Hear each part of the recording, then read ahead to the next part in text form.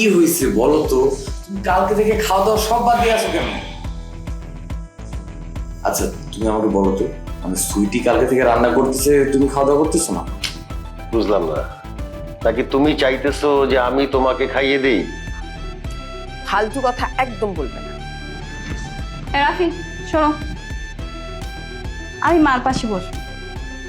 আমি জানি মা আমার উপর ভীষণ রেগে আছে, কিন্তু মা খাবার উপর যে রাগ করে থাকতে নেই, আমি আপনাকে খাইয়ে দিচ্ছি। এই মেয়ে, আমার সাথে রসিকতা করবে না। আমি কিন্তু রসিকতা একদম পছন্দ করি না। রসিকতা করলো কোথায়? রাস্তায় যদি কেউ অনশন করে, কেউ না কেউ এসে তার অনশন ভাঙায়। বৌমা তোমার অনশন ভাঙাতে যাচ্ছে, কিন্তু ক্ষতিটা কোথায়? আমার সংসারে একটা মেয়ে এসে এত বড় একটা ক্ষতি করে ফেললো, সেটা তোমাদের কারোরই চোখে পড়ছে না?